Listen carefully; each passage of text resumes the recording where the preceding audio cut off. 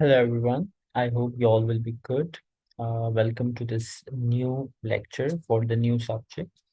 आज हम जो है बेसिकली स्टार्ट कर रहे हैं foundation in corporate business law जिसको हम LW कहते हैं। इसका जो वेरिएंट मैं आप लोगों को पढ़ाऊंगा that is English variant. Okay, along with that इसके दो वेरिएंट्स आते हैं। एक ये होता है corporate and business law English variant और एक होता है corporate and business law global variant.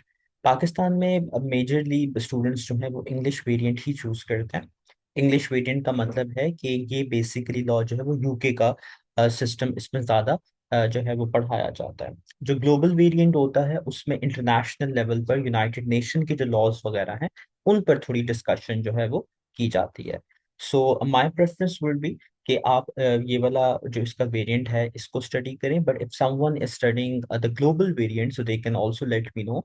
मैं उन पर मैं उस पर भी I am going to help those guys. Okay, this is basically the first video और इसमें I'm going to introduce you to this subject। ये सब्जेक्ट है क्या, इसका पेपर कैसे आता है, पेपर पैटर्न क्या होता है, क्या क्या चीजें आप इसमें पढ़ेंगे। तो these are the things जो हम इस वीडियो में ब्रीफली डिस्कस करेंगे एंड देन इसके बाद हम फॉर्मली अपना जो ये सब्जेक्ट है इसको स्टार्ट करेंगे। सबसे पहले तो इसका मैं आपको नाम बता देता हूँ। The full name of this is foundation in corporate business law, and the word English means that it's English variant. Okay, English variant का मतलब होता है कि ये यूके वेरिएंट है। यूके के लॉज को इंग्लिश लॉ भी कहा जाता है। ठीक है, इसमें जो दूसरा इसका वेरिएंट आता है जैसे मैं आपको अभी बता रहा था, वो बेसिकली होता है ग्लोबल वेरिएंट। ओके, इसको जो है वो लिखा जाता है जैसे मैंने ऊपर भी लिखा हुआ है ENG, एंड इसको लिखा जाता है GLO। सॉरी, इसको लिखा जाता है law. Okay, so you guys need to make sure कि जब भी आप एग्जाम बुक कर रहे हैं या जब भी आप इसकी फीस सबमिट करवा रहे हैं तो आपको क्लियरली बताना होगा कि आप जो है वो इंग्लिश वेरिएंट के लिए जा रहे हैं या ग्लोबल वेरिएंट के लिए। ठीक है, बिकॉज बहुत दफा ऐसा होता है कि स्टूडेंट्स जो हैं वो अब जो है इस चीज पे ध्यान नहीं देते एंड फिर उनका पेपर थोड़ा डिफरेंट हो जाता है, तो that can be a reason कि you might fail this exam. Okay, so make sure करें कि सबसे पहले तो आपको क्लियर पता होना चाहिए कि आपको कौन सा वेरिएंट पढ़ना है, आइदर इंग्लिश वेरिएंट और either global variant, which ever variant आप उसको प्रेफर करते हो। मेक श्योर करो कि उसके रेलिवेंट स्टडी करो एंड उसके रेलिवेंट ही आपने एग्जाम भी बुक करना है। ठीक है, अ, अच्छा, अब ये जो सब्जेक्ट है that basically welcomes you in the skill level of ACCA। Okay, ये जो सब्जेक्ट है, अब इस सब्जेक्ट को जब आप पढ़ते हो, आपने से पहले F1 F2 F3 पढ़ लिया होगा तो आपका फाउंडेशन या अप्लाइड लेवल खत्म हो गया होगा। नाउ अब ये जो आपका F4, इसको हम F4 भी कहते हैं। मैं आपको बताना भूल गया, इसको हम F4 भी कहते हैं। ओके, तो आपका ये जो एग्जाम होता है ये फॉर्मली आपको वेलकम कर रहा होता है in the skills level, and you all know कि स्किल्स लेवल में we have F4, we have F5 जिसको PM कहते हैं, वी हैव F6 जिसको टेक्स कहते हैं, वी हैव F7 जिसको FR कहते हैं। Sorry, कहाँ लिखा हूँ मैं, यहाँ पर लिखा था, FR कहते हैं। Then we have F8 my favourite, इसको ऑडिट कहते हैं, एंड F9 जिसको FF कहते हैं। ठीक है, तो these are your 6 skill levels. Okay, skill exams of your ACCA, जो कि बहुत जल्द ऑब्वियसली थोड़ा बहुत चेंज भी हो रहा है 2027 तक। तो इसमें जो सबसे इजीएस्ट एग्जाम होता है वो आपका लॉ का एग्जाम होता है। मैं स्किल्स के हिसाब से बात करूं कि ये लॉ का एग्जाम इजीएस्ट होता है, बट गाइस अब जब मैं बोल रहा हूँ easiest, that does not mean कि ये पेपर आंखें बंद करके पास हो जाता है। ठीक है, इजी का मतलब हरगिज ये नहीं होता कि this is a piece of cake है, ये हर बंदे से क्लियर हो जाता है। ठीक है, तो अब बिकॉज आई हैव सीन कि whenever your teacher or whenever your instructor says easy, so students relax हो जाते हैं, okay this is easy, this is a piece of cake, right, I can easily do it, but this is not the case। अब easy का हरगिज ये मतलब नहीं होता कि ये पेपर जो है आप बहुत इजीली पास कर सकते हैं। इजी का मतलब ये होता है कि इसमें जो जिस तरीके की बात की जाती है, जिस तरीके का एग्जाम आता है, वो एग्जाम हर बंदे को समझ में आ सकता है। चले, coming back to the topic. तो मैं आपको बता रहा था कि ये आपका स्किल्स का फर्स्ट एग्जाम होता है, ठीक है। और इसका और ये एग्जाम बेसिकली जो है वो सीबीई होता है, लाइक कंप्यूटर बेस्ड एग्जाम है। ऑब्वियसली ऑल एसीसीए के कंप्यूटर बेस्ड एग्जाम्स होते हैं। ये ऑन डिमांड एग्जाम होता है, लाइक क्वार्टरली नहीं दिया जाता, ऑन डिमांड। जस्ट लाइक आपने F1 F2 F3 के एग्जाम्स दिए हैं, उसी तरीके से ये भी ऑन डिमांड एग्जाम के तौर पर कंसिडर होता है। फिर इसकी फी जो होती है, that totally depends from institute to institute. 110 pound, 120 pound, 100 pound, वो इंस्टीट्यूट पे डिपेंड करती है कि वो कितना आपसे चार्ज करते हैं। ओके, तो the criteria is same. 2 hour exam होता है, ठीक है, just like your previous exams. 50% passing marks आपको लेने होते हैं। Obviously I hope everyone will know this thing. Okay, हम इसके जब पेपर पैटर्न की बात करते हैं, तो इसका पेपर पैटर्न जो है ना वो F1 के पेपर पैटर्न से काफी मिलता जुलता है। तो सबसे पहले इसमें 25 मार्क्स, सॉरी, इसमें 25 MCQs होते हैं, वर्थ 2 मार्क्स ईच। तो दैट मेक्स 50 मार्क्स। ओके, तो ये बिल्कुल वैसे ही MCQs है जैसे आप अभी करते हुए आ रहे हैं। There will be a line, there will be 4 options, जिसमें से आपको एक या दो ऑप्शन चूज करने होंगे। Then there are 20 MCQs worth 1 marks each. Okay, so that is going to make 20 marks. और 20 ऐसे MCQs होते हैं जो 1 1 मार्क के होते हैं, जिसमें ट्रू फॉल्स आ जाता है, या जिसमें 3 ऑप्शन आ जाते हैं, या जिसमें 2 ऑप्शन आ जाते हैं। यस नो ऑप्शन हो गए, 2 ऑप्शन हो गए, एक चूज आपको करना है। तो वो इजी वाले होते हैं, जिससे आपके F1 में आते थे। So that makes total 70 marks.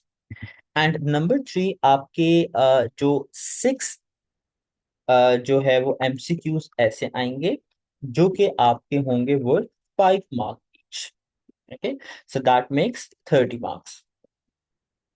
अब 6 MCQ जैसे आपको पता है 4 में भी आते हैं, तो वो एक छोटा सा सिनेरियो आपको दे देंगी, और उससे रिलेटेड जो है 5 मार्क्स के आपके MCQs होंगे। अब हो सकता है 2 to 1 की रेशियो में भी हो, कि 2 MCQs हो, दो दो नंबर के, और एक हो 1 नंबर का, राइट।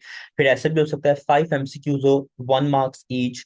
हो सकता है 2 1 1 हो। अब और जो है बाकी 3 1 1 हो, एक आपका 2 मार्क्स का हो। तो मतलब डिफरेंट कॉम्बिनेशन इसकी बन सकती हैं, but the major is they will be 5 marks. Okay, I hope यहाँ तक आपको बात समझ में आ गई होगी। तो that is going to make your 100 marks. ठीक है, तो 3 तरह के आपके क्वेश्चन जो हैं वो इसमें अपीयर होंगे। अगेन इसका इंटायर सिलेबस पढ़ाया जाएगा। वी कैन नॉट से कि this thing is this thing is something that is least important, this is highly important. But yes, कुछ एरियाज होते हैं दैट वी आर कंफर्म्ड कि भाई इसमें से MCQs आएंगे। So I am going to tell you that as well. And apart from that, अगर हम कोर्स की बात करें, कोर्स इसका छोटा कोर्स होता है as compare to F1 F2 F3।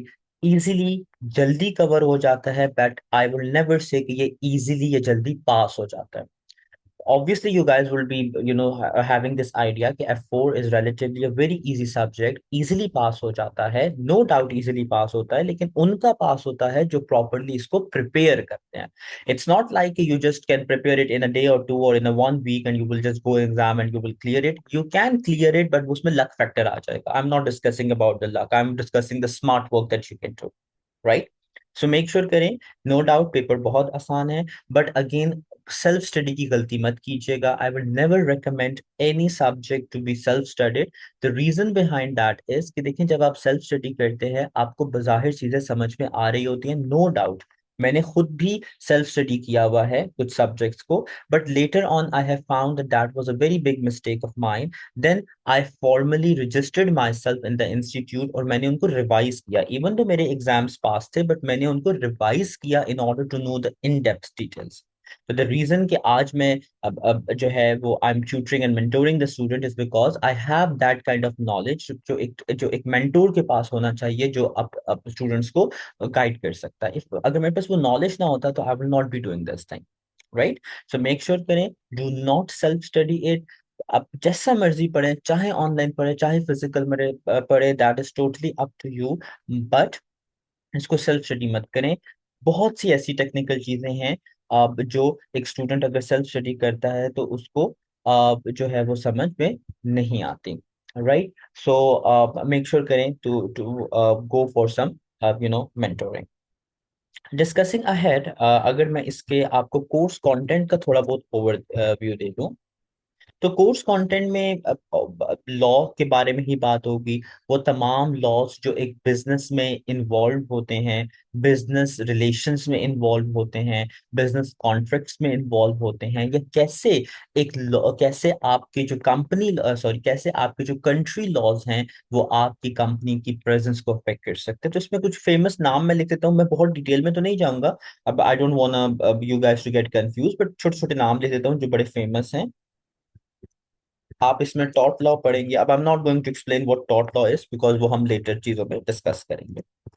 हम इसमें कॉन्ट्रैक्ट लॉ की बात करेंगे।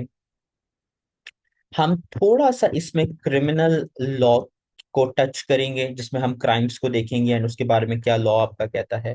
हम इसमें एजेंसी लॉ, या you all no agency theory, उसके बारे में बात करेंगे। ठीक है, हम इसमें पार्टनरशिप लॉज के बारे में बात करेंगे, जिसको पार्टनरशिप एक्ट का भी नाम दिया जाता है। देन हम इसमें company formation and registration laws, formation and registration laws की बात करेंगे। ठीक है, फिर इसके अलावा अब these were some small basis जो जिनके बारे में बात की जाएगी।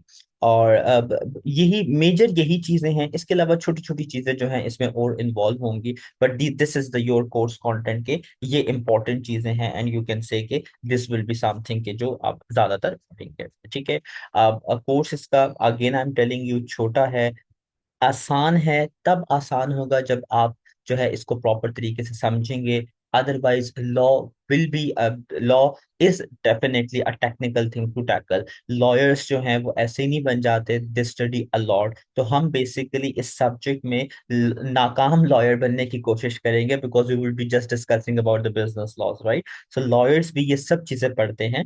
ओके, अब बट हम उनके मुकाबले में सिर्फ आई गेस 1 to 2% ही पढ़ रहे हैं, सिर्फ उतना ही पढ़ रहे हैं जितना हमें एज एन अकाउंटेंट रिक्वायर्ड होगा कि बिजनेस डीलिंग्स में। ठीक है, एंड एज यू नो कि एसीसीए ने जो अपनी क्वालिफिकेशन शिफ्ट की है, उसमें अब आपका ये जो बिजनेस लॉ है इसको इनहेंस किया गया है, इस पर जरूर जो है वो एम्फोसाइज किया गया है। सो मेक श्योर करें कि अगर आप इसको अभी से ठीक पढ़ लेते हैं तो द लेटर क्वालिफिकेशन जो आ रही है उसमें आपको ये चीज बहुत अच्छे से जो है वो हेल्प आउट करेगी। Right. So let's just keep it until here. This was a brief introduction about the law English variant. I'm again telling you guys, दो variants हैं English and Global. You need to make sure कि आप कौन सा variant जो है वो पढ़ रहे हैं। ठीक है, और again I am telling you कि इसको बहुत आसान मत लीजिएगा। नो डाउट ये आसान है, again and again I am telling you guys, but that does not mean कि आप इसको बहुत इजीली पास कर सकते हैं। ठीक है, स्टिल इसका रेशो हाई है, अराउंड 80s के करीब है, बट दैट स्टिल मींस कि आउट ऑफ 100 20 लोग फेल भी होते हैं अगर 80 पास होता है। Right, so you need to compare the both side. So, let's just start this subject in the next lecture. हम इसके formally first chapter के ऊपर जो है वो discussion करेंगे. So, until then, guys, take care. And yes, if you have any question regarding the English and global variant, तो do let me know. और if you अगर आप English variant पढ़ रहे हैं तो my lectures will be for the English variant. अगर आप global variant पढ़ रहे हैं, do let me know. I'm going to assist you guys for the global variant as well. Okay. So, until the next lecture. Take care and have a good day. Bye.